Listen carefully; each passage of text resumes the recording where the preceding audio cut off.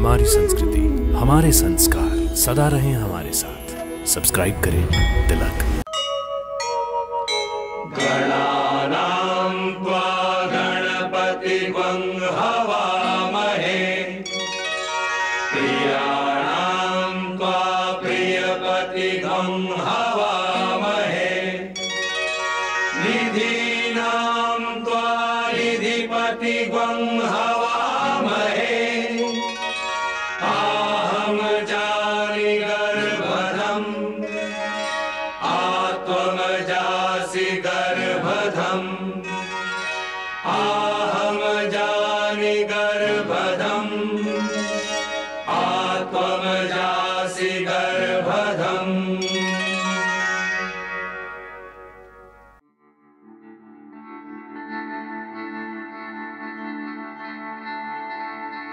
ॐ तत्पुरुषाय विद्महे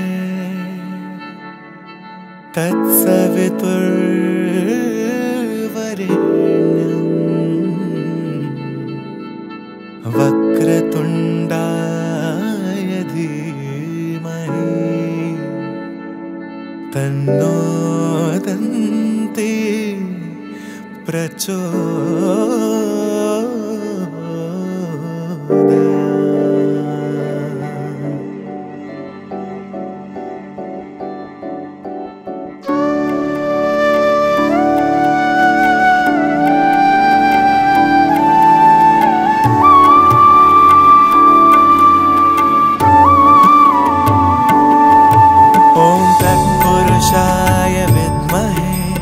तत्सवितुर्वरेण्यं वक्रतुण्डाय धीमहि तन्नो दन्ति प्रचोदयात्। ॐ तत्पुरुषाय विद्महे तत्सवितुर्वरेण्यं वक्रतुण्डाय धीमहि तन्नो दन्ति प्रचोदयात्। ॐ तत्पुरुषाय विद्महे तत्सवितुर्वरेण्यं वक्रतुण्डाय धीमहि तन्नो दन्ति प्रचोदयात्। ॐ तत्पुरुषाय विद्महे तत्सवितुर्वरेण्यं वक्रतुण्डाय धीमहि तन्नो दन्ति प्रचोदयात्। ॐ तत्पुरुषाय विद्महे तत्सवितुर्वरेण्यं वक्रतुण्डाय धीमहि तन्नो दन्ति प्रचोदयात्। ॐ तत्पुरुषाय विद्महे तत्सवितुर्वरेण्यं वक्रतुण्डाय धीमहि तन्नो दन्ति प्रचोदयात्। ॐ तत्पुरुषाय विद्महे तत्सवितुर्वरेण्यं वक्रतुण्डाय धीमहि तन्नो दन्ति प्रचोदयात्। ॐ तत्पुरुषाय विद्महे तत्सवितुर्वरेण्यं वक्रतुण्डाय धीमहि तन्नो दन्ति प्रचोदयात्।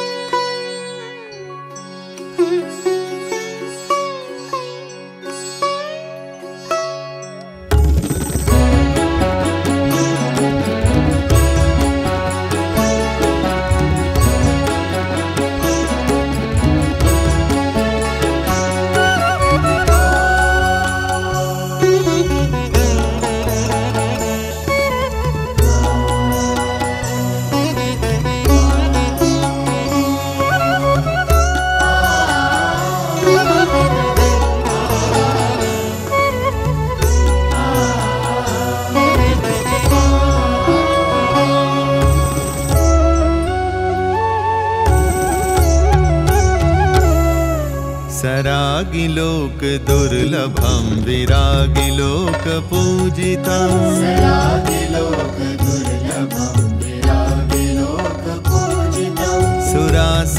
सुरासुरैर्नमस्कृतं जरादिमृत्युनाशकम्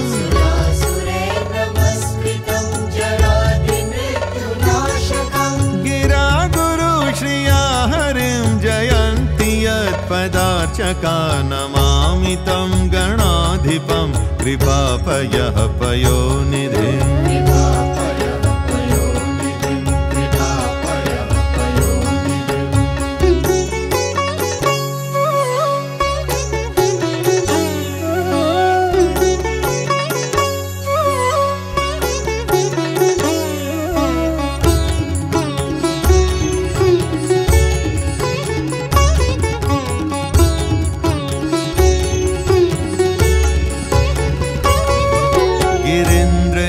मुखाम्बुज प्रमोददान भास्करम्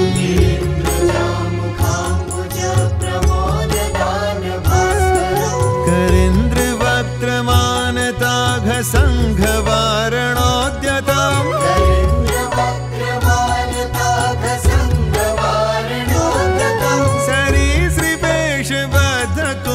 सरीसृपेशबद्धकुक्षिमाश्रयामि सन्ततं शरीरकान्ति निर्जिताब्ज बन्धुबालसन्ततिम्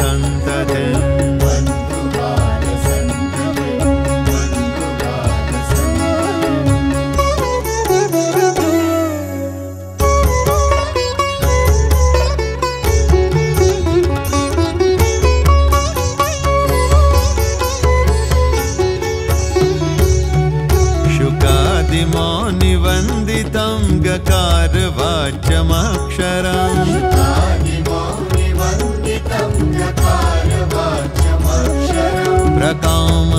प्रकाममिष्टदायिनं सकामनं रपङ्क्तये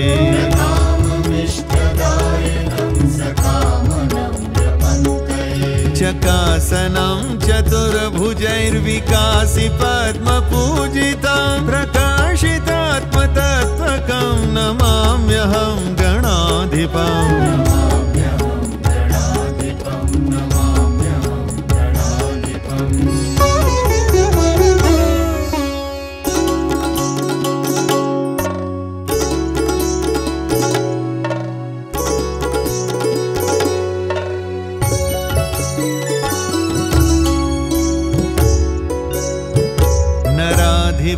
नराधिपत्वदायकं स्वरादिलोकदायकम्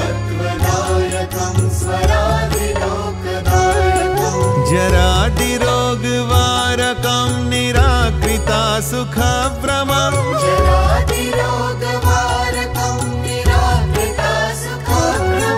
कराम्बुजैर्धरन् शृणिन् विकारशून्यमानसैर्हृदा सदा विभावितं मुदा नमामि विघ्नपम्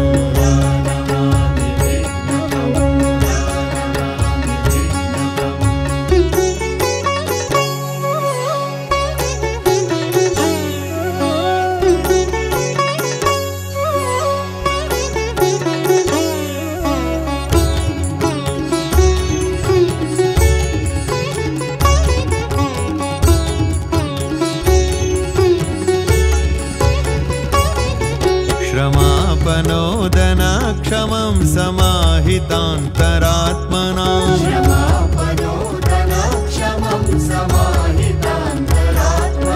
समाधिभिः सदार्चितं क्षमानिधिं गणाधिपम्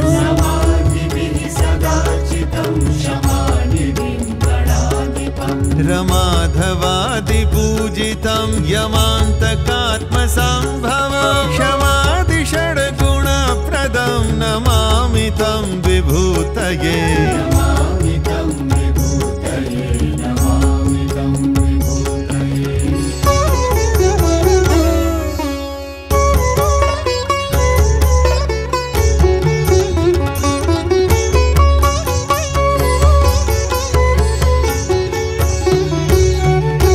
गणाधिपस्य पञ्चकं नृणामभीष्टदायकम्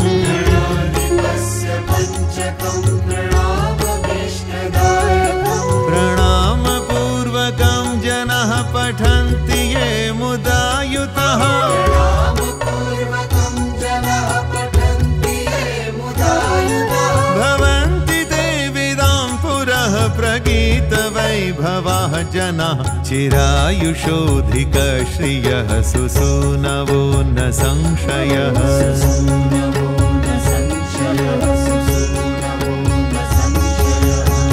इति श्रीमद्शङ्कराचार्यकृत गणाधिपस्तोत्रं सम्पूर्णम्।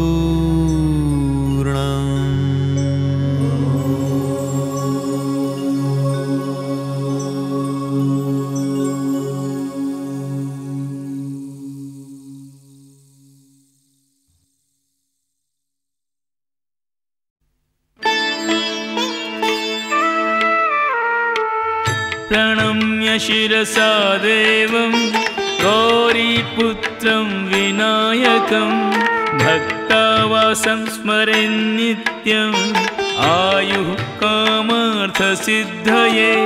प्रथमं वक्रतुण्डं च एकदन्तं द्वितीयकं तृतीयं कृष्णपिङ्गाक्षं गजवक्त्रं चतुर्थकम् लम्बोदरं पञ्चमं च षष्ठं विकटमेव च सप्तमं विघ्नराजं च धूम्रवर्णं तथाष्टमम्। नवमं भालचन्द्रं च दशमं तु विनायकम् एकादशं गणपतिं द्वादशं तु गजाननं द्वादशैतानि नामानि त्रिसन्ध्यं यः पठेन्नरः न च विघ्नभयं तस्य सर्वसिद्धिकरं परं।